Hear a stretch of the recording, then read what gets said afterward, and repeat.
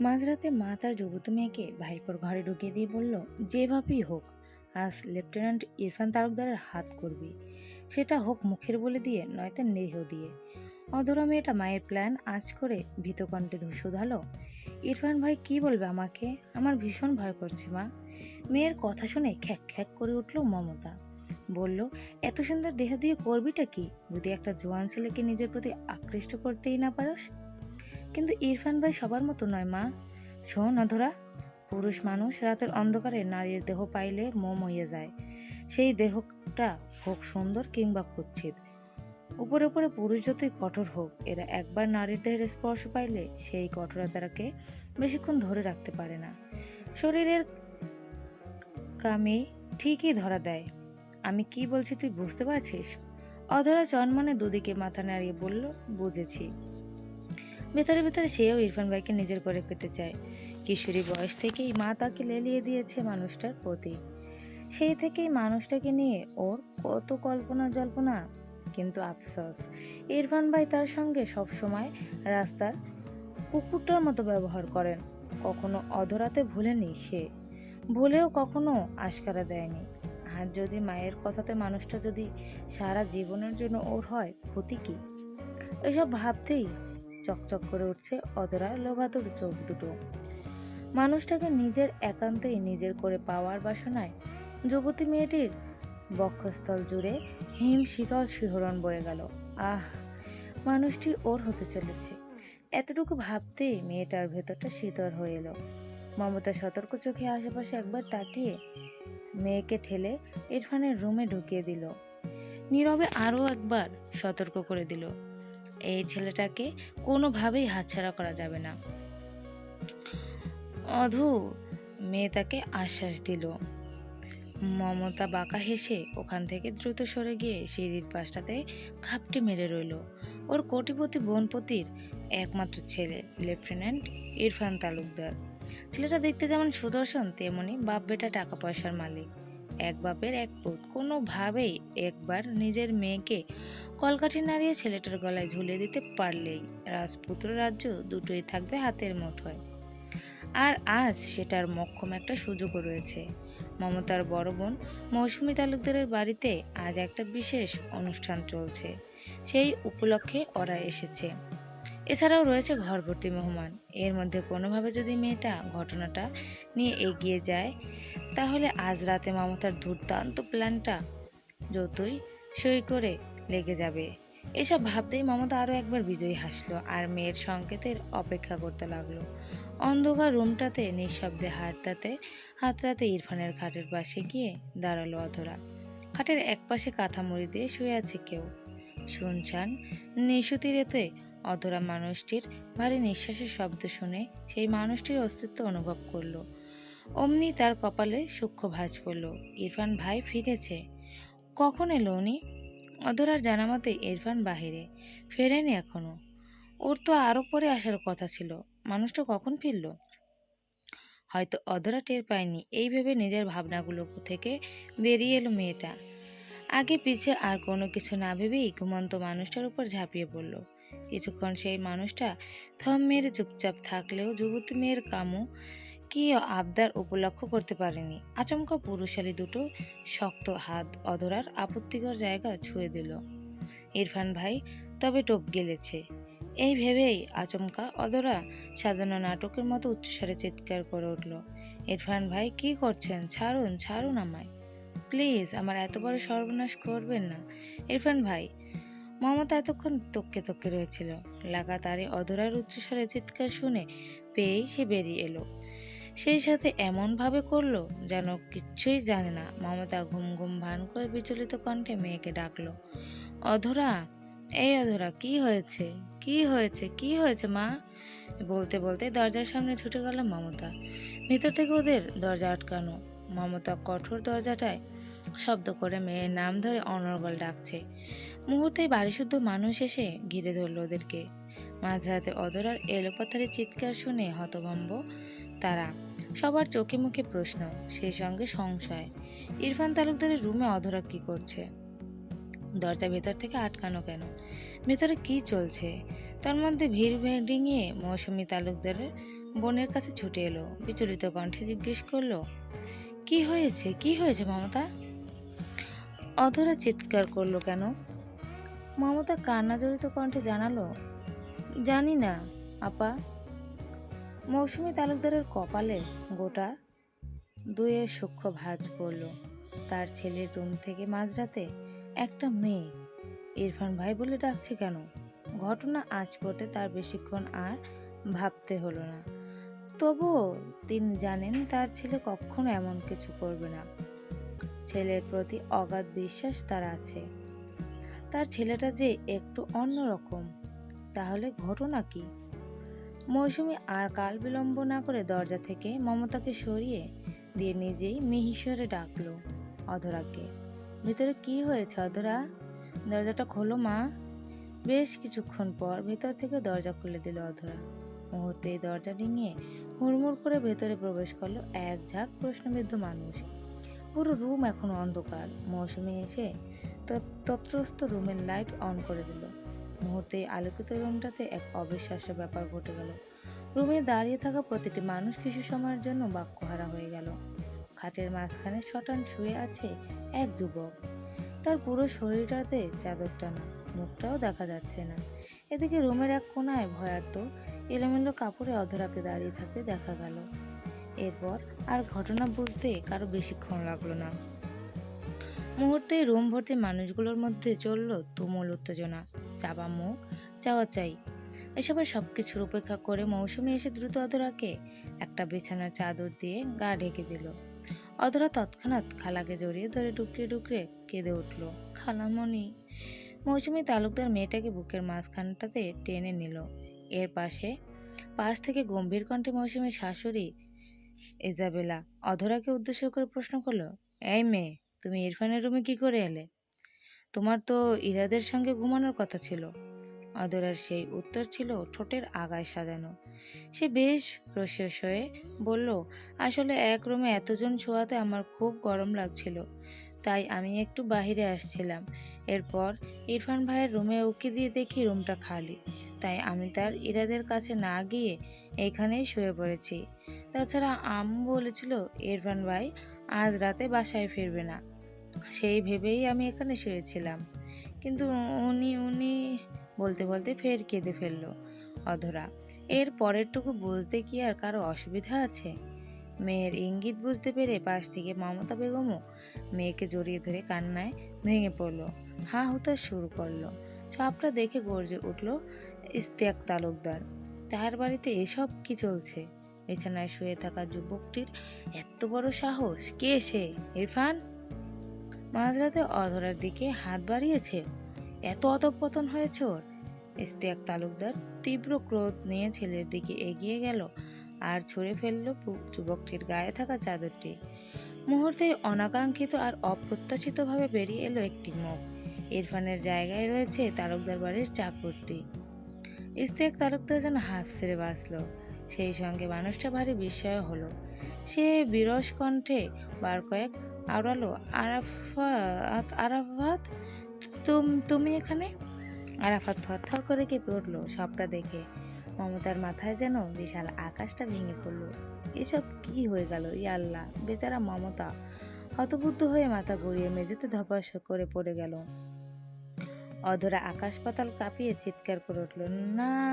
সবাই যখন এদের নিয়ে ব্যস্ত, আচমকা স্যুট বুট পরিহিত গমগমে আওয়াজে রুমে উপস্থিত হলো এক যুবক। গায়ে তার এখনো পেশাদার ইউনিফর্ম। তাকে দেখেই ভিড়ের মাঝ থেকে হাসলো শ্যামময়ী একটি মুখ। সেই অবয়বের মেয়েটা দ্রুত ছুটে এসে যুবকটির পাশে দাঁড়ালো, মিহিকণ্ঠে ঢাকলো, ইরফান ভাই। নিস্তব্ধতার প্রতিটি প্রাণে স্যুট বুট পরিহিত গরমে আওয়াজটা যেন এক যুদ্ধবাজের পদচারণা। তার প্রতিটি পদক্ষেপে পথটা কেঁপে ওঠে, আর সেই শব্দেই ভেঙে যায় নীরবতা। ক্ষণে ক্ষণে তাজা হয় এক নতুন শক্তি, সাহসের উন্মেষ। রুমের প্রতিটি মানুষ মুহূর্তের জন্য সেই শব্দে থমকে যায়। দৃষ্টি চলে যায় দরজার সামনে দাঁড়িয়ে থাকা লম্বা চওড়া সুঠাম দেহের যুবকটির দিকে। তার হালকা চেহারা, মসৃণ ফর্সা ত্বকে উজ্জ্বল বর্ণটাও সবার নজরে পড়ে। ক্লিন শেভ করা মুখটাতে ছড়িয়ে ছিটিয়ে আছে গম্ভীর এক ভাব। মাথায় ছোট ছাটের সোজা চুলগুলো সুন্দরভাবে সাজানো, যা তার পরিষ্কার চেহারার সঙ্গে একদমই মানানসই। তবুও যুবকটির ঘোলাটে চোখ দুটিতে রয়েছে এক অদ্ভুত গভীরতা, যেন তার ভাবনাতে দৃষ্টিতে নতুন নতুন কোনো রহস্য লুকিয়ে আছে। এই রহস্য বোঝার ক্ষমতা যে সাধারণ মানুষদের ধরাছোঁয়ার বাইরে তাও স্পষ্ট। আচমকা আগমনকারী এই যুবকটির গায়ে পেশাদার ইউনিফর্ম আর মাথায় সঠিকভাবে বসানো ক্যাপ, যা তার সৈনিক সত্তাকে আরও প্রাধান্য দিল। ছেলেকে দেখেই মা সবার আগে এগিয়ে আসলো, চোখে তার উদ্বেগের ছাপ। যেভাবেই মা আনমনা স্বরে বললেন, কখন এলে বাপ? তুমি আজ মেসে যাওনি?" ইরফান মায়ের দিকে একবার শান্ত চোখে তাকিয়ে স্পষ্ট স্বরে বলল, "আমি তো কয়েকটা দিন ছুটিতেই ছিলাম মা, তাই ইমার্জেন্সি ডিউটি শেষ করে সরাসরি বাসায় চলে এসেছি।" মৌসুমী তালুকদার আরও কিছু বলতে যাচ্ছিল, তার আগেই ইরফান মাকে থামিয়ে দিল। সবার দিকে একবার তীক্ষ্ণ দৃষ্টিতে তাকিয়ে টান টান সোজা হয়ে দাঁড়ালো, গম্ভীর কণ্ঠে বলল, "what are you all doing in my room? Ask everyone to leave right now. মা, I am very tired. I need some rest. I will talk to you later." Mousumi Talukdar এরপর আর ছেলের কথা পিঠে কিছু বলল না, সবাই চলে যেতে বলল। ইশতিয়াক তালুকদার আরাফাতকে আসামির ন্যায় শক্ত হাতে ধরে নিয়ে গেল বসার ঘরটাতে। যাওয়ার আগে আরাফাত একবার ইরফান তালুকদারকে দিকে নিষ্পাস চোখে তাকালো। এরপর মনে মনে কি বলল, ইরফান ভাই, আমি নির্দোষ, আমাকে বাঁচান। হয়তো বলল যা কোনো কিছুই ইরফানের দৃষ্টির অগোচর হলো না। ইরফান ভাইকে দেখে অধরার গুনগুন করা কান্নার স্বরটা আরও স্পষ্ট হলো।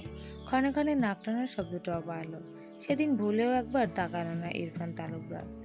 অধরা নিজের নিচু মাথাটা আরও নিচু করে নেয়। ইরফান ভাইয়ের দিকে আজ আর একবারও তার তাকানোর সাহস হচ্ছে না।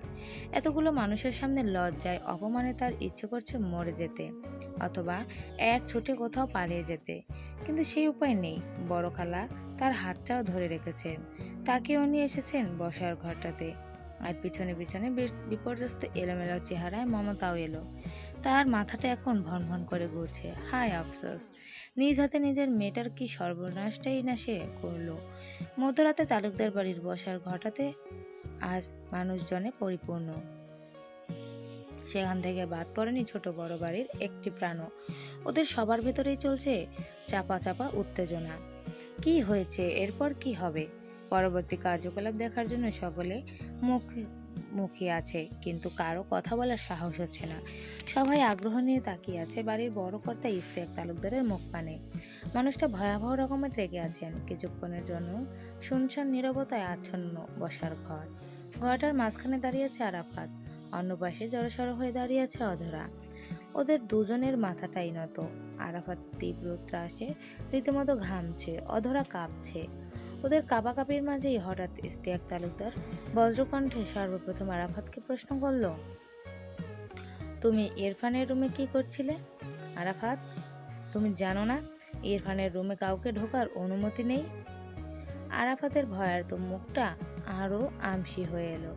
ছেলেটার হাঁটুতে কাঁপন অনুভব করলো। অজানা এক ভয় মনের মাঝে তল্লি তল্লা চেপে বসলো। সেটা কিরকম ভয়? স্বজন হারানোর ভয়? আশ্রয় হারানোর ভয়? আরাফাতের মতো রাস্তায় পড়ে থাকা এতিম শিশুকে তালুকদার বাড়িতে আশ্রয় দিয়েছিলেন মৌসুমী তালুকদার। শুধু আশ্রয় না, মায়ের জায়গায় দিয়ে বুকে জড়িয়ে নিয়েছিলেন। সেই সঙ্গে মা ডাকার অধিকারও দিয়েছে বিলাসবহুল জীবন। পড়ালেখার সুযোগটাও বাদ পড়েনি তো।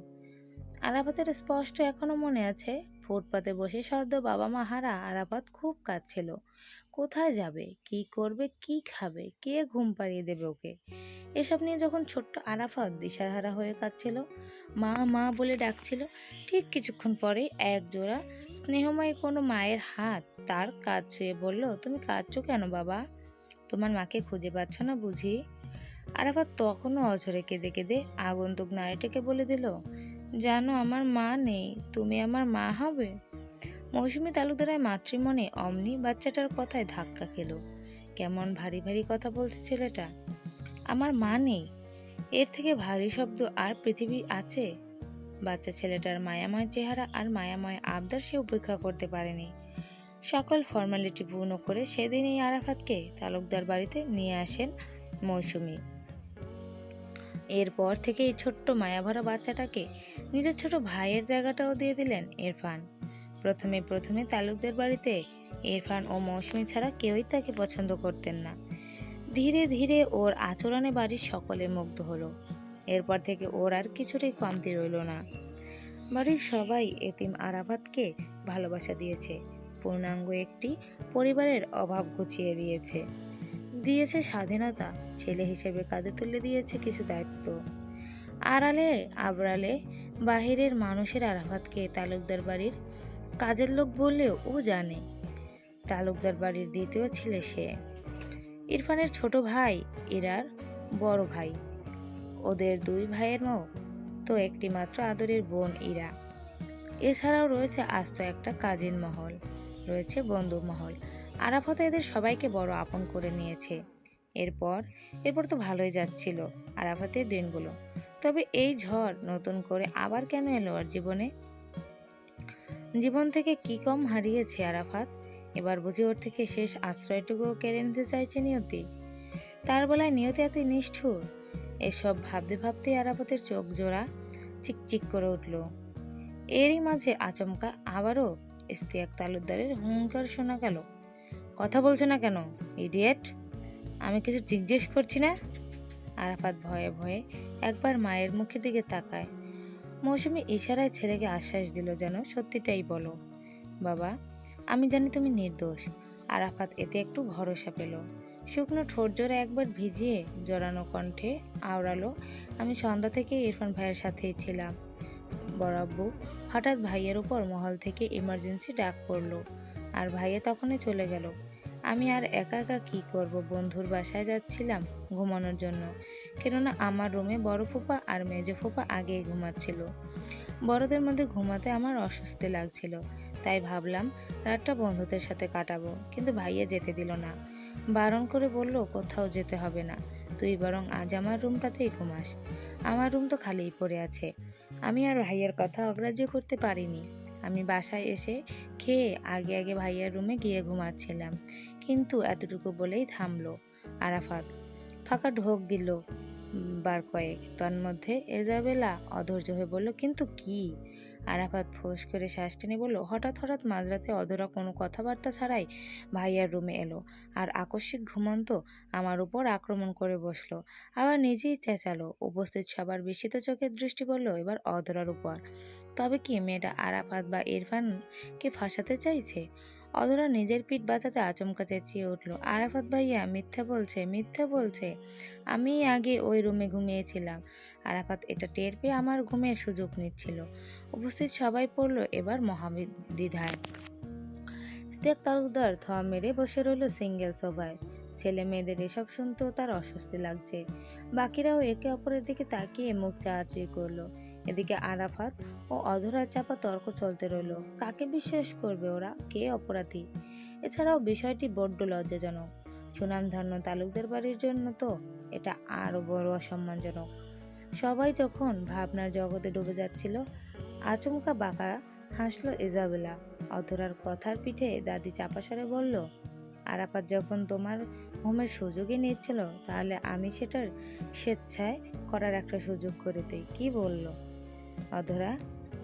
দাদির ইঙ্গিত বুঝতে পেরে অধরা হকচকিয়ে উঠল, ভয়া ভয়া করে কেঁদে ফেলল। কিছু বলবে ও, তার আগে দাদি মমতার দিকে তাকিয়ে বলল, আমাদের মানিজ্য তো যা যাওয়ার গেলই। মমতা, তোমার কাছে আমি একটা প্রস্তাব রাখি। তোমার মেয়েকে আমি আমার নাতি আরাফাতের জন্য চাচ্ছি। মমতা চমকালো, ভরকালো। এতক্ষণ ধরে থ মেরে দাঁড়িয়ে থাকা মমতা মুখ খুলল। ভারী বিশ্বাস নিয়ে এসে বলল, আপনি কি বলছেন মামিমা? বাড়ির চাকরের জন্য আপনি আমার মেয়েকে চাচ্ছেন? ইজাবেলাও খ্যাক্কা করে উঠল। মুখ সামলে কথা বলো মমতা। তুমি কাকে চাকর বলছো? আরাফাতকে? তুমি জানো না আরাফাত এখন এই বাড়ির ছেলে? তোমার মেয়ের ভাগ্য ভালো যে আমি এরপরও তাকে তালুকদার বাড়ির বউ করতে চাইছি।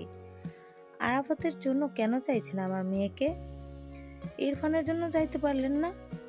মমতার মুখের এই বাক্য সরাসরি বলার সাহস হলো না, গিলে ফেলতে হলো এক কথা।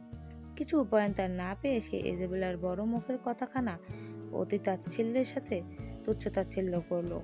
বলল, চাকর বাকর যতই তালুকদার বাড়ির ছেলে হোক, তার রক্ত তো আর পরিবর্তন করা যাবে না। আরাফাতও আর কখনো ইরফান তালুকদার হবে না। চাকর তো চাকরই হয়। থেমে নেই ইজাবেলাও, মমতাকে কঠিন কিছু কথা শোনালো, সেই সঙ্গে এটাও বলে ফেললো, এত কিছুর পরও তোমার এই অসভ্য মেয়েকে কে বিয়ে করবে? আমি কিছু বুঝি না ভাবছো? আমি মুখ খুললে কিন্তু খুব খারাপ হয়ে যাবে মমতা। আবারও বললাম, তোমার মেয়েকে বিয়ে দেওয়ার এটাই শেষ সুযোগ। মমতা পড়ল অথই জলে। একমাত্র মেয়েকে কিনা শেষমেশ নাম পরিচয়হীন একটা চাকর শ্রেণীর ছেলের সঙ্গে বিয়ে দিতে হবে? সে একই করলো, নিজের হাতেই নিজের মেয়েটাকে শেষ করে ফেললো। আসলেই তো, সবটা জেনে শুনে এরপর ওর মেয়েকে কে বিয়ে করবে? মমতা অতি শোকে পাথর হয়ে গেল সবটা শুনে। অধরা চেতনাহীন হয়ে পড়ল।